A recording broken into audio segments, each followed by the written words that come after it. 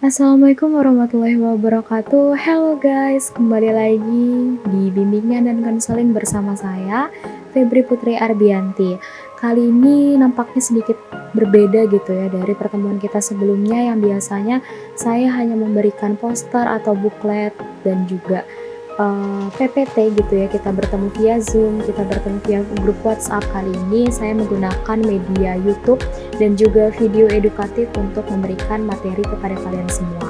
Nah, kali ini saya mau memberikan materi mengenai tips memilih dan merencanakan karir. Kenapa sih saya harus mengangkat tema ini? Asal kalian tahu bahwasanya tema ini merupakan tema yang cukup penting gitu ya untuk kebutuhan kalian, karena dari hasil analisis kebutuhan kalian juga itu yang termasuk tertinggi mengenai tips memilih dan merencanakan karir ini, karena kalian ini masih bingung nih gimana sih cara untuk memilih serta merencanakan karir ke depannya. Oke, stay tune ya guys, karena di sini saya akan menjelaskan mengenai topik yang akan saya angkat ini. Semoga nanti bermanfaat dan jangan lupa untuk kalian terapkan dan juga kalian pahami. Kita langsung saja masuk ke materi yang pertama. Baik, kita di sini akan masuk untuk materi pertama. Di sini sebelum berlanjut gitu ya tentang memilih dan merencanakan karir, ada baiknya kita membahas mengenai apa itu karir.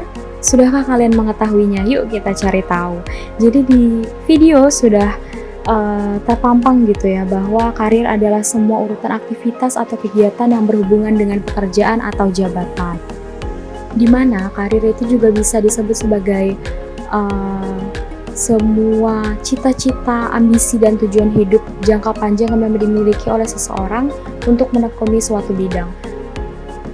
Nah, biasanya kalau karir itu sendiri adalah suatu kegiatan atau pekerjaan yang memang sesuai dengan passion kita gitu. Karena kalau misalnya karir ini berdasarkan passion, itu akan pasti lebih mudah dijalani, sebab kita semua punya kecintaan kita, semangat kita terhadap sesuatu hal atau sesuatu bidang yang harus kita kembangkan dan juga terapkan nantinya, seperti itu.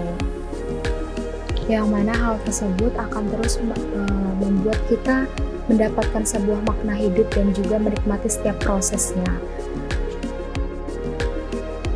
Oleh karenanya, kenapa sih kita harus bisa mulai untuk memilih serta merencanakan karir kita ke depan sesuai dengan skill serta pengetahuan yang kita miliki mengenai karir itu sendiri. Mungkin untuk pengertian karir serta hal-hal yang sudah saya jelaskan tadi saya cukupkan. Kemudian kita lanjut pada penjelasan kedua. Oke, kalian udah tahu gitu ya terkait dengan karir itu apa. Sekarang yuk kita rencanakan karir kita ke depan. Nah, by the way, perencanaan karir itu apa sih? Jadi perencanaan karir adalah proses di mana seseorang individu itu dapat mengidentifikasi maupun mengambil langkah-langkah dalam mencapai tujuan karirnya.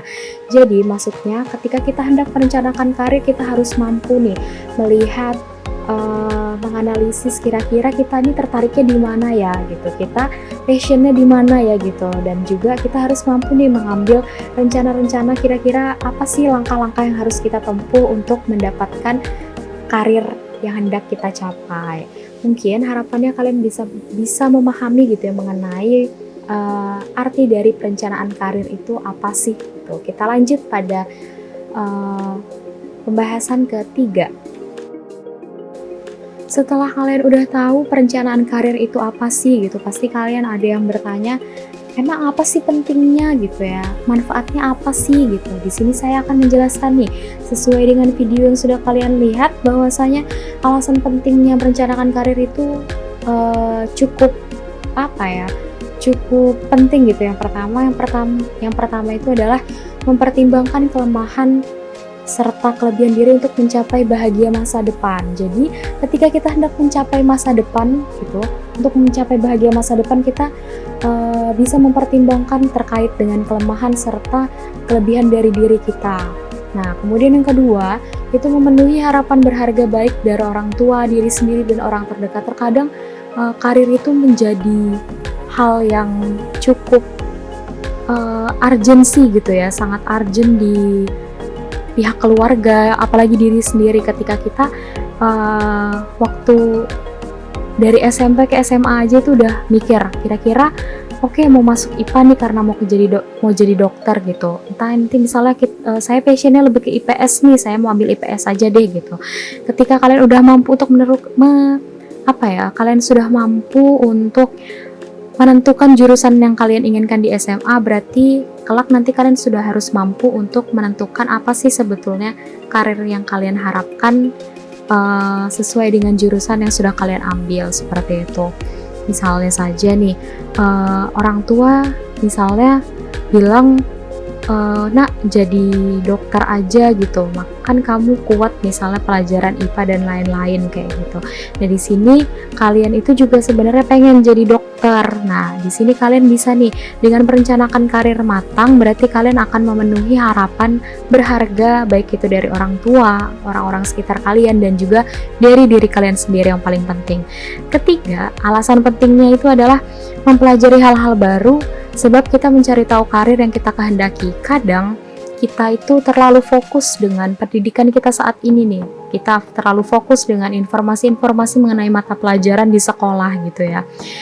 Baik itu misalnya geografi, sosiologi, atau fisika, kimia, biologi, dan lain-lain gitu.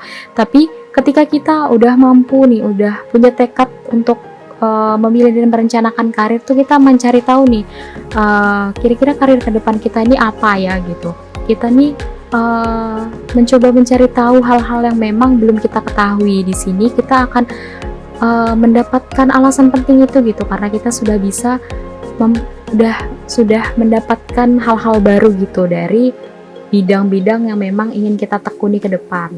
Oke, yang keempat itu adalah meluangkan diri untuk mengembangkan dan melatih kemampuan diri sendiri.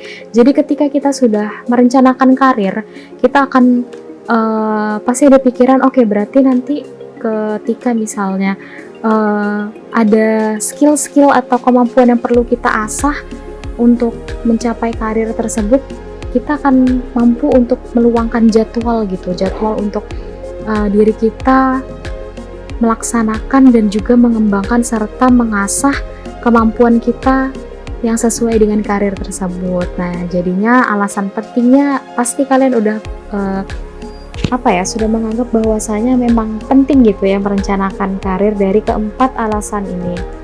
Mungkin alasan-alasan lainnya sesuai dengan diri kalian masing-masing gitu ya. Oke, lanjut dengan manfaat perencanaan karir. Jadi manfaat perencanaan karir ini adalah, pertama, dengan kita merencanakan karir, kita akan melihat potensi kita dari jauh-jauh hari gitu. Misalnya nih, kita saya kayaknya kok lebih sering jadi teman curhat anak-anak gitu ya, teman curhat teman-teman. Terus saya nih pendengar yang baik ya, kok saya bisa memahamin orang lain dengan baik ya. Oke, berarti kayaknya potensi saya nih bisa masuk ke konselor nih gitu. Oke, nanti kita masuk ke BK aja deh gitu. Nah, nanti jadi kalian bisa nih melihat dan menggali potensi-potensi kalian untuk masuk BK itu seperti apa gitu. Itu sebagai contoh aja ya. Terus yang kedua itu adalah menyesuaikan kemampuan sesuai dengan karir yang hendak dicapai. Selain kita memiliki potensi dari diri kita, terkadang ada skill-skill atau kemampuan yang memang belum ada dalam diri kita. Nah, di sini nih kesempatan kita ketika kita merencanakan karir, kita bisa menyesuaikan kemampuan kita sesuai dengan karir yang akan kita capai nantinya. Ketiga, menyiapkan ilmu mengenai karir yang hendak dicapai. Selain anggapannya selain kemampuan gitu, selain skill, kita juga memerlukan ilmu gitu atau dasar dari karir-karir yang hendak kita capai ini apa gitu. Yang keempat itu adalah menggali potensi yang belum diketahui. Ini hampir mirip dengan yang kedua. Jadi kalau misalnya kedua ini adalah kita menyesuaikan kemampuan sesuai dengan karir yang akan kita capai. Namun yang keempat ini adalah kita menggali potensi apa sih yang belum ada di dalam diri kita. Ayo kita gali lagi, kita cari lagi gitu ya. Seperti itu. Nah, untuk yang kelima ini adalah mengembangkan potensi yang kita miliki. Ini ketika kita sudah bisa merencanakan karir, maka kita akan melihat nih potensi kita dari jauh-jauh hari gitu ya. Dan di sini kita bisa mampu untuk mengembangkan potensi yang akan kita miliki. Mungkin itu alasan serta manfaat dari perencanaan karir yang perlu kalian ketahui. Kita lanjut kepada penjelasan selanjutnya. Nah, kita masuk ke materi selanjutnya, yakni materi terakhir yang paling penting. Sekarang kita akan membahas tips memilih karir. Nah, mari kita simak ya. Yang pertama itu adalah kenali kelebihan dan kelemahan dirimu. Yang kedua, buat daftar karir yang menarik. Ketiga, temukan job description dari karir yang diminati. Dan yang keempat, identifikasi tujuan yang hendak dicapai. Serta yang kelima adalah kesempatan untuk berkembang. Nah, di sini saya akan mencoba untuk menjelaskan satu persatu dari tips memilih karir tersebut. Yang pertama, itu ada kenali dirimu beserta kelebihan serta kelemahanmu. Sebenarnya mengenali diri sendiri itu merupakan merupakan kunci utama untuk menyusun atau merencanakan karir ini. Kenapa sih gitu menjadi kunci utama? Karena ketika kita mengetahui gitu ya kelebihan serta kelemahan kita, maka kita akan lebih menjadikan itu untuk pondasi karir kita ke depannya. Misalnya biasanya faktor lain yang mempengaruhi itu adalah pendidikan kita, pengalaman, serta juga pengetahuan terhadap pribadi kita serta kenyamanan terhadap lingkungan seperti apa. Misalnya, kadang kalau misalnya banyak banget dari kalian pasti yang mikir gak kalian aja sih, sebenarnya saya juga kayak dulu misalnya oke, IPA nih identik sama jadi dokter gitu, padahal masih banyak pekerjaan atau karir-karir lainnya yang bisa dicapai gitu. Untuk IPS mungkin nanti pengen jadi pengacara deh, makanya masuk IPS kayak gitu-gitu kan. Nah, di sini kalian untuk memilih karir itu harus mampu untuk mengenali diri kalian dulu lebih dalam, mengenai kelebihan kalian apa, kelemahan kalian apa kayak gitu. Misalnya ada yang pengen jadi aktor atau aktris gitu ya. Di sini mungkin misalnya kalian berpikir bahwa kelebihan saya ini acting gitu, atau kelebihan saya ini menyanyi gitu. Nyanyi saya ini udah bagus banget gitu. Nah, di sini kalian bisa nih untuk menjadikan itu sebagai pedoman untuk kalian memilih karir kalian ke depannya. Karena kan biasa karir itu sesuai passion kalian gitu, karena biar lebih enjoy aja dalam menjalaninya. Kemudian yang kedua adalah buatlah daftar karir yang menarik bagi diri kamu. Nah, di sini setelah kamu itu mampu untuk mengenali diri kalian gitu ya, silakan kalian itu buat daftar karir yang memang menarik bagi diri kalian atau yang cocok gitu ya, dan juga yang kalian minati nih. Nah, hal ini nih bisa dijadikan sebagai wishlist kalian untuk merencanakan karir yang matang ke depannya. Misalnya nih, kalian udah tahu nih kayak misalnya passion saya kayaknya lebih ke entertain nih gitu. Jadi ya kalian milih entar mau jadi artis, mau jadi ini, mau jadi itu. Misalnya hal-hal yang jadi kelebihan kalian itu bisa kalian timbulkan untuk kalian masukkan dalam daftar karir gitu yang menarik bagi diri kalian gitu. Jadi nanti ketika kalian udah makin naik jenjang kelas, kalian bisa mulai mematangkan nih kira-kira cita-cita mana sih yang mau saya capai gitu. Kira-kira nanti jurusan atau fakultas apa sih yang pengen saya yang ingin saya masuki nantinya di perguruan tinggi kayak gitu. Dan yang ketiga adalah carilah di berbagai sumber tentang job description dari karir yang kalian minatin. Apa sih Bu atau apa sih Kak job description itu? Jadi job description ini adalah biasa disingkat jadi job desk gitu ya. Nah, di sini nih kalian bisa mencari nih kira-kira tupoksi yang dari pekerjaan atau karir yang kalian minati nih apa, seperti itu. Misalnya nih ya, saya kasih contoh yang lebih mudahnya itu seperti dalam organisasi aja nih. Dalam organisasi itu setiap job desk-nya itu beda-beda, mulai dari ketua, wakil, bendahara, sekretaris sampai ke divisi-divisinya pasti berbeda gitu. Dan bahkan divisi konsumsi dengan divisi kestari pun itu sangat berbeda jauh gitu ya untuk anak organisasi. Nah, di sini tuh mereka mempunyai tupoksi atau pekerjaannya masing-masing nih, kira-kira apa gitu. Misalnya nih, kalau bendahara dia biasanya lebih keuangan gitu kan.